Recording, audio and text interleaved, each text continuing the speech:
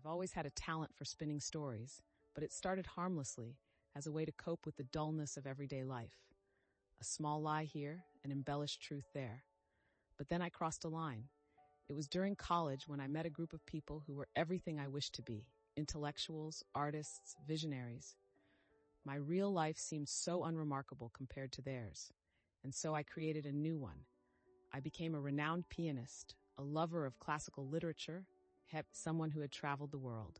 They hung on every word I said, eyes wide with admiration. It became addictive, the way they looked at me, the way they wanted to know more. So I kept feeding them stories. But with every word I spoke, I felt the ground beneath me cracking. They were so captivated by the person I pretended to be, not the dull, ordinary girl I truly was. I feared that if the truth ever came out, I'd lose them all. But the weight of living a lie grew heavier with each, suffocating me in my own web of deceit. The stories grew more elaborate over time. I painted myself as someone mysterious and well-traveled. I spoke of cities I'd never stepped foot in, friends I'd never met, and experiences that only existed in the depths of my imagination. The more I embellished, the more my real self felt like a mere ghost haunting the beautiful life I had built from fiction.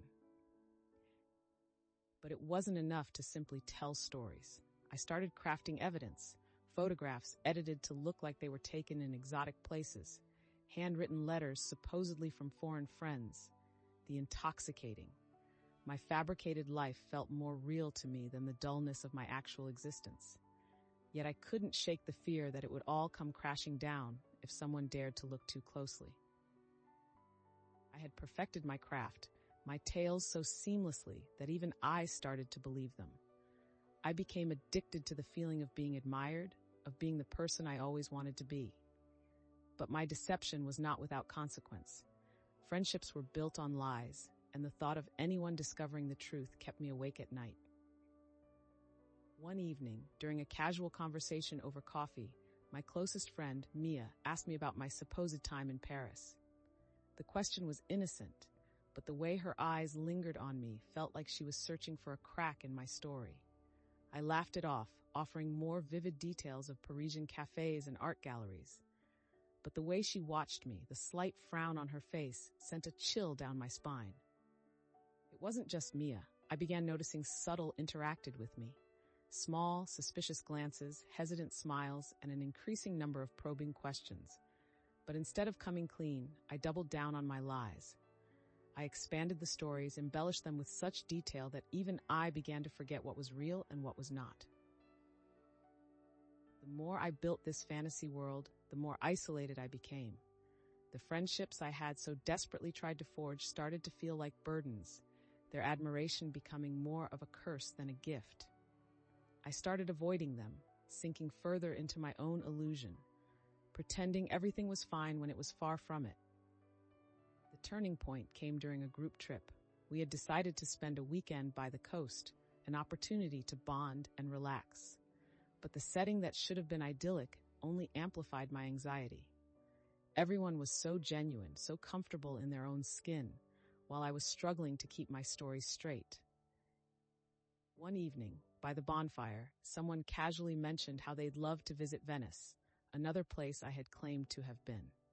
Without thinking, I launched into another fabricated tale, but the way their eyes narrowed, the slight tension in their smiles, made it clear that my stories were beginning to fall apart. It was inevitable. The moment I had dreaded since I first started my charade. Mia, her voice calm but her eyes blazing with betrayal. She had done her own research, digging through my lies until she found the truth. Her disappointment cut deeper than I could have imagined. I tried to justify my actions, explaining how I wanted to fit in, how I needed them to see me as someone interesting. But the more I spoke, the more hollow my words felt. Mia shook her head and left, her departure leaving a void that couldn't be filled by any of my false stories. The fallout was brutal. Mia told everyone about my lies, and soon the messages started pouring in. Accusations, disbelief, anger. The very people I had tried so hard to impress now wanted nothing to do with me. It was as if my carefully constructed world had crumbled into dust. For weeks, I shut myself off from the world. I deleted social media, ignored calls, and sank into a pit of despair. The loneliness was crushing, but so was the realization that I had brought it all upon myself. I had been so focused on creating an illusion of who I wanted to be that I had lost sight of who I truly was. The days turned into weeks, and slowly I began to rebuild myself. I forced myself to confront the truth, to tear away the fantasy and face the person I had buried beneath all those lies. It was a painful process, admitting my faults and recognizing the damage I had caused. But it was also freeing. The weight of my deceit lifted, replaced by a desire to find out who I truly was. The process was slow, riddled with moments of doubt and pain, but there was a glimmer of hope within me. I reached out to Mia first, offering her the most sincere apology I could muster. She listened, her expression unreadable, but her voice was soft when she spoke. Forgiveness wasn't immediate, but it was possible. That gave me hope. From there, I began reaching out to the others, admitting my wrongs and hoping they could understand. Some accepted my apology, while others didn't. But I had made peace with that. What mattered was that I was finally being honest with myself and everyone around me.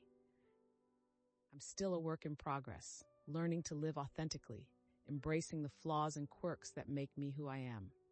The road to self-acceptance is a long one, but for the first time, I feel like I'm truly walking on solid ground.